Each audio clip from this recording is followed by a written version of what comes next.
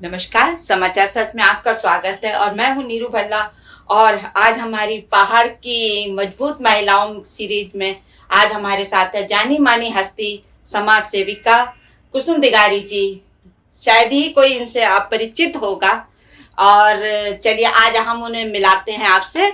और समाचार सच की टीम आपका एक बार फिर स्वागत करती है। कुसुम दिगारी जी, नमस्कार मैम। नमस्कार। आपका बहुत बहुत स्वागत है हमारे चैनल में। और मैम, पहले तो आप हमें अपनी शिक्षा दीक्षा और अपने पारिवारिक जीवन के बारे में बताइए। मैडम, शिक्षा दीक्षा मैं मेरे फादर पुलिस में थे। एज अ पुलिस कमिश्नर वो रिटायर हुए हैं और मेरी शिक्षा काफ़ी जगहों पे हुई है। शुरुआत मेरी लखनऊ से हुई है शिक्षा की। और जो मेरा कहना चाहिए, मैंने जो LLB किया लास्ट में चाणक्य लॉ कॉलेज से किया था। उसके अलावा मैं क्या बताऊँ, हम 4 भाई बहन हैं। मेरी फादर अब नहीं है, मेरी मदर हैं। शादी हुई है, 2 बच्चे हैं जो अभी पढ़ रहे हैं बच्चे। और इसके अलावा मैंने काफ़ी बिजनेस किया दिल्ली में काफ़ी टाइम। फिर बिजनेस के बाद मुझे लगा कि नहीं, अपने पहाड़ के लिए मुझे कुछ करना है। दिल्ली थी, वेल सेटल्ड थी, बट ऐसा लगने लगा कि नहीं, मुझे कुछ करना है वहाँ जाके। तो मुझे हल्द्वानी आया एज अ सोशल वर्कर। मैं हल्द्वानी मूव किया। मैंने यहाँ करने के बाद मैंने सीनियर सिटीजन्स के लिए और छोटे बच्चों के लिए काम शुरू किया। तो भगवान की दुआ से थोड़ा बहुत छोटा मोटा जो भी मैं कर पाती हूँ वो कर लेती हूँ। बड़े बोलने की तो ज़रूरत नहीं है। देखिए, काम दिखता है। जी जी, बिल्कुल, काम दिखना चाहिए, जी, बताने से काम नहीं हो पाएगा है।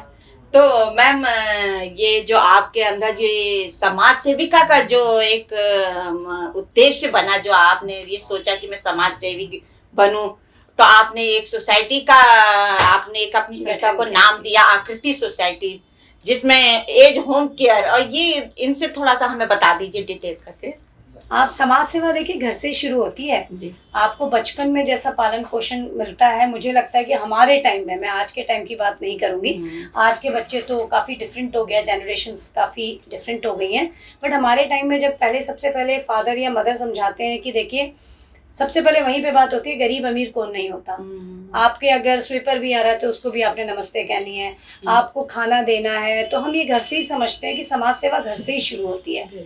तो हम लोग जब वो सीखते हैं तो धीरे धीरे धीरे जब समाज बढ़ता है, तो सबसे पहले मुझे ये लगा कि देखिए, हर कैटेगरी में हर कोई मदद करता है। बट एक ये बुजुर्गों का जो अलग से बुजुर्ग हो जाते हैं, उनके पास बैठने वाला, बोलने वाला या उनकी सेवा करने वाला कोई नहीं होता। क्योंकि जिस तरीके से मैं देख रही हूँ, दौर काफ़ी बदल चुका है। और मैं यंगस्टर्स को भी कुछ नहीं कहना चाहूँगी इस बारे में, क्योंकि उनकी भी एक मजबूरी है। मजबूरी ये है, देखिए, नौकरी मिलना बहुत आसान नहीं है। कहीं नौकरी मिलती है तो उनको जाना ही पड़ेगा, अपना परिवार चलाना ही पड़ेगा। वो ये नहीं चाह के अपने माँ बाप को अलग करते हैं कि हम उन्हें छोड़ रहे हैं। बट वो डिस्टेंस क्या हो जाता है, ऑटोमेटिकली मेंटेन हो जाता है। उसमें क्या है, शहर में जाते हैं, शहर में छोटे छोटे घर होते हैं, आप समझ सकते हैं शहर की क्या मजबूरियां होती हैं कि किराया देना। और यहाँ क्या होता है, पेरेंट्स एक बहुत अच्छे माहौल में, बड़े घर में रहने के आदी हो जाते हैं। शहरों में क्या होता है, उन्हें लटकना पड़ता है ऊपर। यहाँ आप वो अपने सड़कों पे भी निकल जाते हैं टहलने। तो यहाँ पे गैप आ जाता है कि हम तुम्हारे साथ नहीं आ सकते, हम लटक के नहीं रह सकते। और बच्चों की मजबूरी हो जाती है कि वो घर आके रहेंगे तो वो कमाएंगे क्या और खाएंगे क्या। तो काफ़ी मतलब देखिए, ऐसा नहीं है, अंडरस्टैंड करना पड़ता है एक दूसरे को। हम ये नहीं कह, कुछ लोग होंगे ऐसे जो अपने माँ बाप को छोड़ देते होंगे, पर मैंने जहाँ तक ऑब्जर्व किया, क्योंकि मैं घर घर जाती हूँ, मैं बुजुर्गों के साथ बैठती हूँ, मैं बातें करती हूँ, मतलब उनको क्या चाहिए, समय। बिल्कुल, कुछ भी नहीं चाहिए, एक समय चाहिए उनको। खाना पीना रहना वो सब चीज़ें तो अलग बात होती है, समय चाहिए। अब हमारे पहाड़ियों में, आपको माउंटेन्स में कई एक बात होती है, जब भी आदमी कमाता है तो वो क्या करता है, यहाँ आके वो घर पे पैसा लगा देता है कि मैं एक बड़ा घर बना लूँ, बस घर रहने की व्यवस्था हो जाए, दैट्स इट। बट वो नहीं समझ पाता कि जिन बच्चों को हम पढ़ा रहे हैं, जैसे पहाड़ से पलायन हो रहा है, तो यहाँ से भी तो पलायन करेंगे बच्चे। बिल्कुल। एक टाइम तो हम बहुत खुश होते हैं कि हमारा बच्चा ये काम कर रहा है, विदेश चला गया, फिर हम बुढ़ापे में दुखी क्यों हो जाते हैं। तो हमें लालन पालन, दीक्षा उच्छा सब इस तरीके से करानी पड़ेगी कि हाँ, और हमें अंडरस्टैंड भी करना पड़ेगा कि हम कैसे, देखिए, हमें भी उनके जैसे बनना पड़ेगा, उन्हें तभी हमारे जैसे ढल पाएंगे। बिल्कुल। तो मैम, ये आकृति सोसाइटी और एज होम केयर जो आपका, ये दोनों अलग अलग चीजें हैं या ये भी इसमें इंक्लूड ही है? ये भी मैडम, आकृति सोसाइटी है जिसमें हम बुजुर्गों के लिए काम करते हैं, बच्चों को फ्री ऑफ कॉस्ट शाम के टाइम ओनली प्राइमरी स्कूल या फिर वो बच्चे जो स्कूल नहीं जाते उनको हम कोशिश करते हैं कि कुछ शिक्षा दे दें। इसके अलावा आकृति सोसाइटी के अंतर्गत हमारा आकृति एंजल्स एकेडमी स्कूल भी चलता है। तो मैम कहीं से कुछ कमाएंगे तो कहीं कुछ लगाएंगे। बिल्कुल बिल्कुल बिल्कुल। और ये जो एज होम केयर है जो आपने एक नाम दिया है, इसमें बुजुर्गों को आप रखते हैं या उनको काउंसलिंग करके उनके घर पे ही काउंसलिंग करने जाते हैं, ये थोड़ा सा नहीं मैम, मेरा होम नहीं है, डे केयर सेंटर है। मॉर्निंग योगा मेडिटेशन होता है।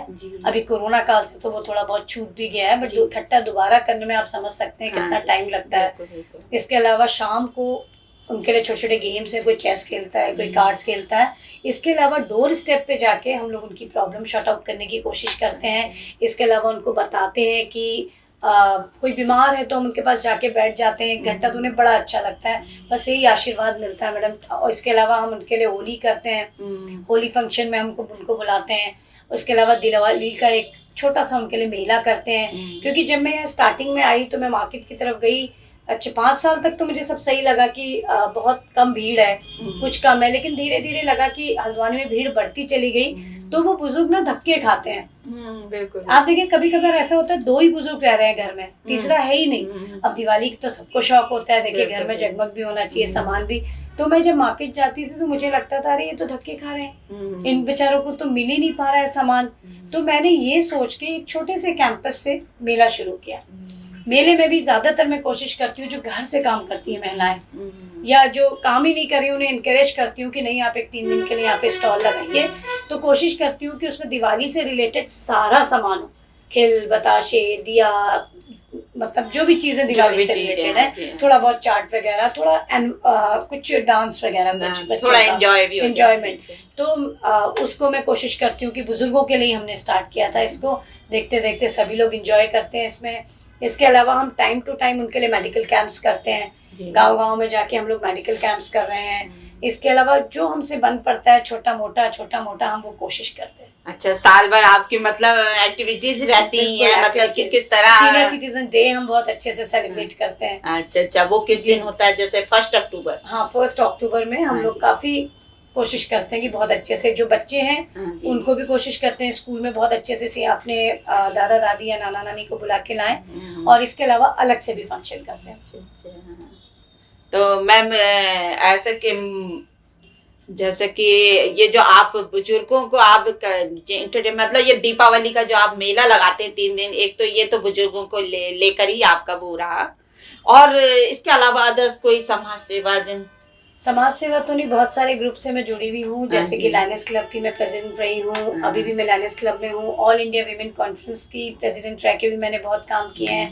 व्यापार मंडल की अभी जिला अध्यक्ष हूँ, उसमें भी मैं कोशिश करती हूँ जितना मैं कर सकूँ, क्योंकि अपना एफर्ट्स देने, देखिए हम अपना 100% देने की कोशिश करते हैं, कितना सफल हो वो भगवान मालिक है। इसके अलावा कुछ मेडिकल कॉलेज के कुछ सोसाइटीज़ में मैं अपना कंट्रीब्यूट करने की कोशिश करती हूँ। तो छोटा छोटा जितना हो सकता है मैं करने की कोशिश। तो स्कूल और बच्चों में कैसे टाइम निकाल पाते हैं? आपके 2 बच्चे भी हैं और स्कूल भी चलाना हुआ। मैम देखिए जहाँ चाह वहाँ रहा जी, जो आप करना चाहते हैं वो आप करते हैं, और बच्चों को भी मैं बहुत मैनेज कर लेती हूँ अच्छे से। बड़ा तो बड़ा ही हो गया, 11th में है, अभी छोटी है।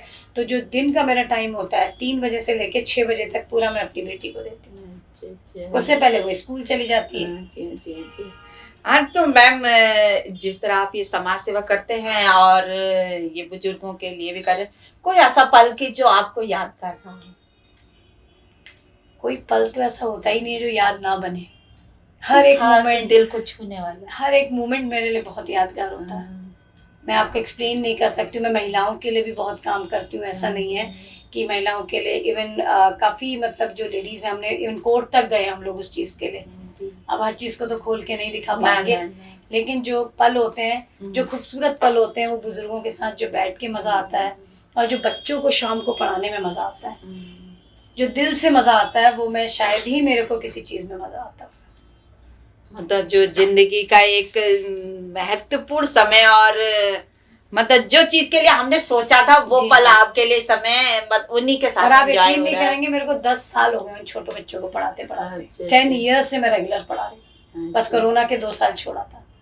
और बल्कि यूक्रेन की एक बहुत अच्छी टीम भी आई थी मेरे पास, उन्होंने मेरा वो बिल्कुल वो लिया था पूरा पूरा मेरा इंटरव्यू वगैरह लिया था, तो उन्होंने वहाँ पे भी टेलीकास्ट किया था उन बच्चों के साथ, पुअर किड्स के साथ।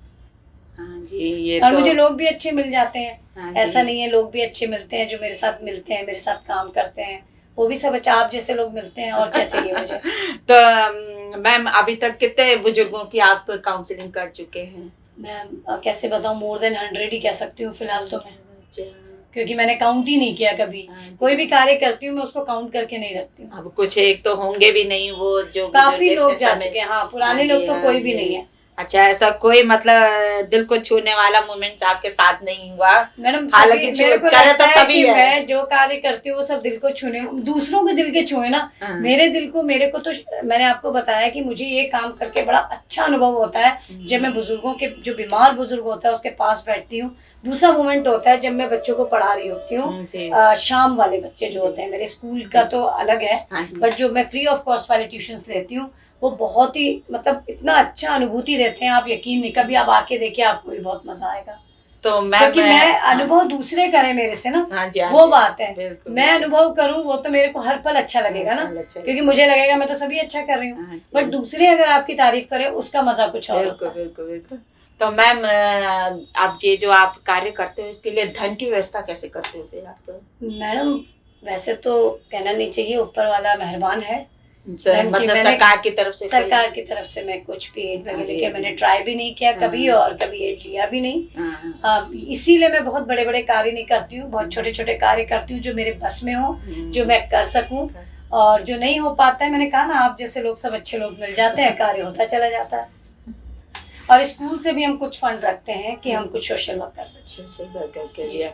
अच्छा, मतलब इसका मतलब कि ये आप ही अपनी तरफ से ही सारा जी, इसका इंतजाम करते कुछ हैं? मेंबर्स हैं मेरे, और कुछ हाँ। मैं, कुछ मेरे मेंबर्स, और कुछ मेरा स्कूल। तो आकृति सोसाइटी तो आपकी रजिस्टर्ड होगी? जी बिल्कुल तो रजिस्टर्ड है। अच्छा, तो अभी सरकार की तरफ से आपको इसका कोई लाभ नहीं मिला है? सरकार कभी की कोई कोशिश गलती नहीं नहीं है, मैंने ही कोशिश नहीं करी है।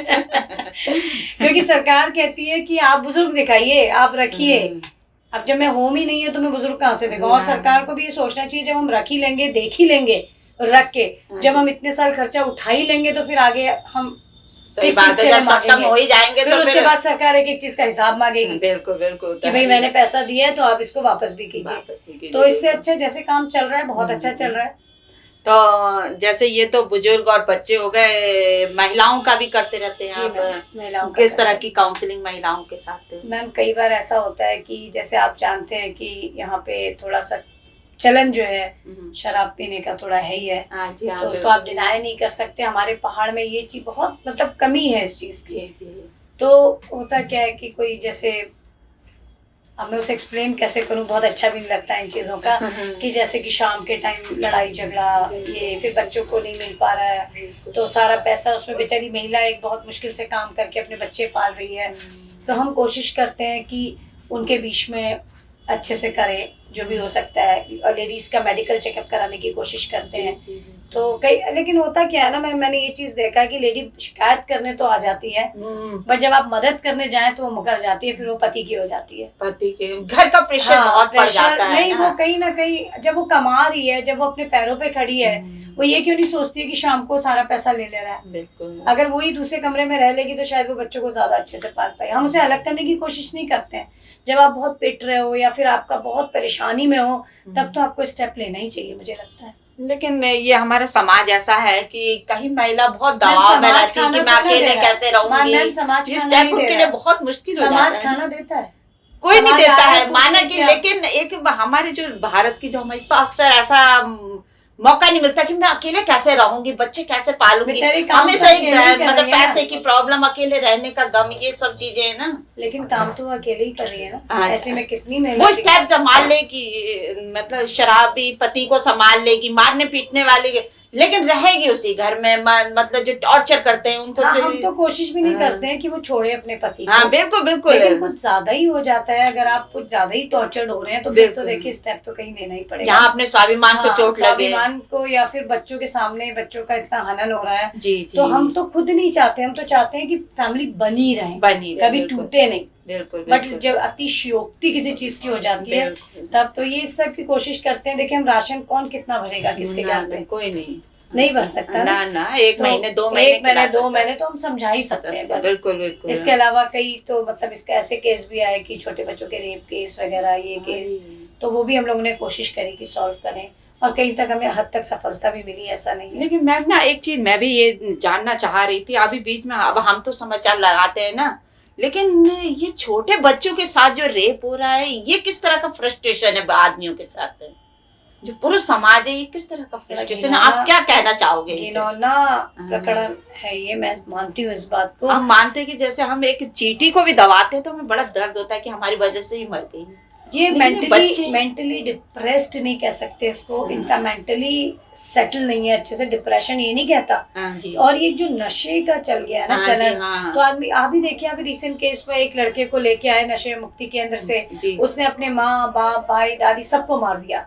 हाँ जी, हाँ जी, हाँ जी। तो अगर वो सेंस में होता तो क्या वो क्या काम करता? ना, मतलब नहीं। तो ये न्यूसेंस हो जाते हैं, इनमें नशे इतना हावी हो चुका है कि वो नहीं जान पाते कि ये कौन मेरे सामने। बिल्कुल बिल्कुल।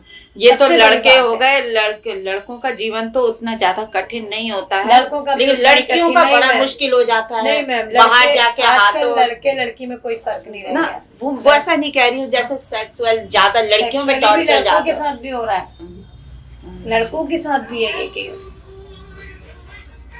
अब देखिए मैं खुलेआम आपके वीडियोस, मैं इसके भी बहुत ज्यादा उसका मानती हूँ कि आप कभी भी स्क्रॉल कीजिए फोन को, तो देखिए आपके सामने क्या चीजें आ रही हैं, क्या चीजें आती हैं जो सोच भी नहीं सकता। छोटा छोटा बच्चे भी देखिए इंटरेस्ट हो गई ना उसका, बिल्कुल कि आगे क्या है, जिज्ञासा कहते हैं। जिज्ञासा जिसे कहते हैं। जब हमें इतनी जिज्ञासा होती है किसी चीज, जैसे आप ही बैठे हैं मेरे बारे में पूछने के लिए, आपको जिज्ञासा है, तभी सब आपने मुझे बुलाया है, तो इतनी जिज्ञासा उनके अंदर भी हो जाती है, तो वो दिमाग में बैठती चली जाती है चीजें। कहने की बात होती है कि सूट वाले के साथ रेप क्यों होता है, स्कर्ट वाले के साथ क्यों नहीं होता। होता क्या है कि फ्रस्ट्रेशन उस पे निकलता है। आप देखते किसी को है, निकालते किसी पे हैं। देख किसी को रहे आप और निकाल किसी को रहे। तो ये मेंटल और नशा जो है, हमें तो नशे के ऊपर बहुत काम करना चाहिए, क्योंकि नशे का इतना ज्यादा बढ़ चुका है, माहौल इतना आजकल हमारी जो पुलिस टीम है, प्रशासन है, ये सब इसी के लिए इन्होंने एक मुहिम छेड़ी हुई है नशा मुक्ति बनाने के लिए। लेकिन इसके लिए आप थोड़ा हमारे युवाओं को, और ये जो युवा जो लोग हैं हमारे, इसको किस तरह ऑपरेट करें कि मतलब इस सुधार में लाए अपने, और हम लोग उनको किस तरह सपोर्ट कर सकते हैं, और घर पारिवारिक उनका घर किस तरह उन्हें सपोर्ट करें जो ये नशे की तरफ ना जाए। नशे की तरफ ना जाए। सबसे पहले तो मैं देखिए, माँ बाप कोई भी नहीं चाहता मेरा बेटा नशेड़ी बन जाए, कोई माँ बाप नहीं चाहता ये चीज। तो हमें जगह जगह बहुत ज्यादा सावधानी से स्कूल्स की काफी मदद लेनी पड़ेगी, क्योंकि हमारा बच्चा आधे से ज्यादा टाइम स्कूल में रहता है। दूसरा ये फैशन आ गया कोचिंग का, देखिए स्कूल से निकला सीधे कोचिंग पहुंच गया, बच्चे को घर पे मिला ही कहाँ टाइम। तो हमें इन चीजों को बदलना पड़ेगा थोड़ा सा। कोचिंग इंस्टीट्यूट में हम लोगों को बहुत ज्यादा, मेरे को लगता है कि प्रशासन ने बहुत ज्यादा कोचिंग इंस्टीट्यूट में पहरेदारी के लिए चीजें करनी चाहिए। स्कूल में अलाउड नहीं होना चाहिए साइकिल के अलावा। आजकल देखिए मोटरसाइकिल है, स्कूटर है, क्यों आ रहे हैं 12th तक के बच्चे ये सब चीजें लेके। कुछ स्कूल से तो फोन तक परमिशन दे रखी है कि स्कूल के अंदर लेके जाए। तो ये स्कूल की बहुत बड़ी जिम्मेदारी बन जाती है कि बच्चा जब स्कूल, एटलीस्ट आप जहाँ स्कूल के कैंपस तक तो आप उसका ध्यान रखिए। हर जगह माँ बाप दोषी नहीं है, हर जगह टीचर दोषी नहीं है, और हर जगह कोचिंग इंस्टीट्यूट में ये नहीं कह रही हूँ दोषी है, बट हम लोगों को इस पे लगाम लगानी बहुत जरूरी है। हाँ जी मैम, मैं आपसे आखिरी प्रश्न ये करना चाहूंगी कि जो हमारी पहाड़ की जो पिछड़े एरियो की जो महिलाएं हैं, कुछ करना तो चाहती हैं, लेकिन उन्हें अपने अंदर की शक्ति पता नहीं होती है, तो उनके लिए कुछ संदेश दीजिए आप। मैडम आपको यकीन नहीं होगा, सबसे पढ़ी लिखी महिलाएं पहाड़ की ही हैं। हाँ जी। आप देखिएगा एडुकेशन के मामले पे पहाड़ की लड़कियां कहीं पीछे नहीं है। और लेकिन क्या होता है कि पहाड़ में थोड़ा सा प्रॉब्लम कहाँ पे आ जाती है कि जंगली जानवर, इसके अलावा आप मौसम के बदलाव के, बारिश नहीं होना या अत्यधिक बारिश हो जाना, तो उनकी खेती जो होती है वो बह जाती है। बिल्कुल। तो पहाड़ की महिलाएं बहुत मजबूत हैं, वो लकड़ी सिर पे ला सकती है, वो घास सिर पे ला सकती है, तो आप नहीं समझ सकते कि उनके कितने पोटेंशियल होगा उनके अंदर। और सेल्फ हेल्प ग्रुप के थ्रू मैं ये भी मानती हूँ कि पहाड़ों की महिलाएं बहुत काम कर रही है, बड़ी बनाना, दालें बीन के उसके अंदर रखना, तो काफी काम कर रही हैं। लेकिन कहीं ना कहीं पलायन से हम फिर भी इग्नोर नहीं कर सकते किसी चीज को। पलायन का जैसे मैंने बताया कि खेती का वहाँ पे जुगाड़ी खत्म हो गया, जी हाँ जी। पानी का वही नहीं है। और दूसरी बात, बच्चों की एडुकेशन का पहाड़ में बहुत कम है, क्योंकि आजकल एक दौर चल पड़ा है इंग्लिश मीडियम। जी जी तो अगर हम लोग हमारी सरकार कुछ ऐसा एडुकेशन के ऊपर कर सके वहाँ पे, तो मुझे नहीं लगता ना पलायन होगा। और जो शहर की लड़कियां हैं वो जाके आप यकीन नहीं करेंगे कि इतना काम कर रही है, गढ़वाल में खासकर, हमारे भीमताल में भी है जो मशरूम की खेती कर रही है 2 लड़कियां। इसके अलावा मशरूम की खेती के लिए और बहुत सारे ऐसे मेडिसिनल चीजों के लिए, जैसे साबुन बनाना या फिर तेल है मेडिसिनल्स, और कुछ हर्ब के साथ वो इतना काम कर रही हैं लड़कियां, ऑनलाइन चल रही हैं, आप यकीन नहीं करेंगे। तो मैं तो कमजोर कहती ही नहीं हूँ महिलाओं को। पहाड़ की महिलाएं बड़ी सशक्त हैं। शराब के उसमें भी वो इतना जुलूस और इतना निकालती हैं। आप देखिए ना उत्तराखंड बना क्यों है, अगर सशक्त नहीं होती तो उत्तराखंड बन जाता। ये महिलाओं की ही पहल से हुआ है। बिल्कुल। ये थी हमारे साथ कुसुम दिगारी जी, और हम इनका बहुत बहुत धन्यवाद देंगे जो आज हमारे स्टूडियो में आज मैम आई हैं। इसी तरह हमारे आगे भी पहाड़ की मजबूत महिलाओं के बारे में आप समय समय पर जानते रहेंगे, जानकारी लेते रहेंगे। धन्यवाद। समाचार सच का मैं भी धन्यवाद कहना चाहूंगी कि बहुत अच्छा काम कर रहे हैं, महिलाओं को सामने लेके आ रहे हैं। इससे सशक्त और क्या काम होगा। Thank you.